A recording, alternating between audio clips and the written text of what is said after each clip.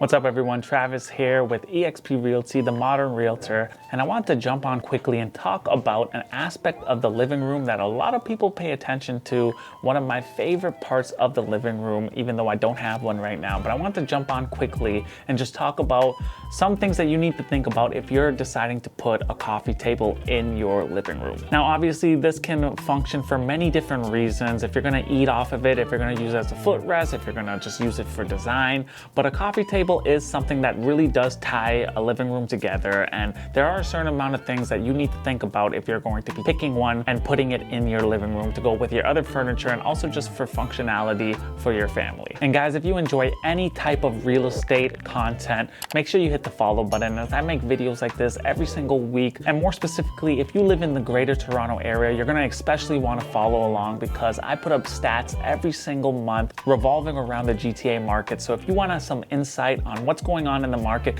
make sure you hit the follow button, and you can also join our newsletter, which will keep you up to date on current market trends and will make you be more informed on what's going on in the market. But now let's jump into these 5 tips when picking a coffee table for your living room. Now, before you even go out and start shopping for your coffee table, the first thing that you're going to want to do is measure out the area and measure out where you're going to be putting this coffee table. Not only do you want to avoid having a piece that is going to overpower the room, you want something that's going to fit perfectly and look like it fits in the room rather than something that's going to overpower the other furniture. Second, you're going to want to think about what is the purpose of this coffee table. For us, I never really ate at the dinner table, so I would always usually sit on the couch and eat at the coffee table. So one of the things that I looked for when I was picking a coffee table was one that would extend up so I could use it as a table for when I'm eating. The purpose of your coffee table could be many different things. It could just be for aesthetics, it could be for functionality, for storage. So all those kind of things play in part and when choosing a coffee table. So think about, what am I buying this for?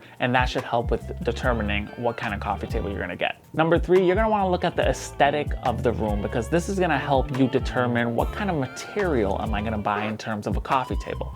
Are we gonna be more modern? Are we gonna be more traditional? Are tones more cool, or are they more warm? All of these things play in part on what kind of material. You're gonna get a glass coffee table, or are you gonna get a wood rustic looking coffee table? So definitely look at the aesthetic of the room and find out, what am I going for with this coffee table? How do I match it to the furniture? And all of those things play in part to what is gonna ultimately determine what type of coffee table you're gonna get. Number 4, let's look at the height of the coffee table. Now, not only is this important for the type of couch that you have, but also just functionality. If you have other things like kids or pets, the height is gonna be pretty important for them to stay off of, essentially. But regardless, you don't want a super high coffee table if you have low couches, and you don't want a really short coffee table if you have tall couches. So think about what your other furniture heights are, and that should help determine what height of a coffee table you should have for your home. And then finally, number 5, how easy is it gonna be to clean? Certain materials are easier to clean than other materials. For instance, ours had very intricate wood grain design in it, and it was really hard to get into the grooves when we were trying to clean it. For some reason, it always kind of looked greasy because we just couldn't clean it properly. So you wanna think about that as well when picking a coffee table, because obviously some designs are very, very cool and they look beautiful, but how hard will it be to clean those things if they do get dirty?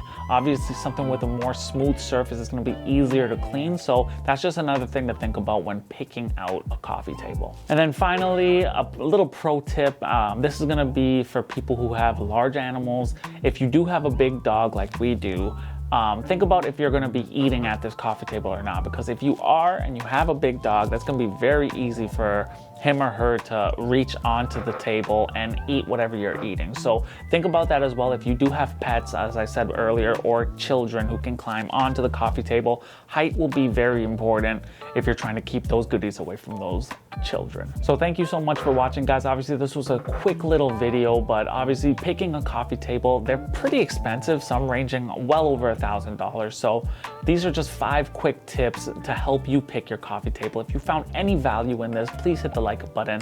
And guys, as I said earlier, hit the subscribe button if you want to see more real estate content.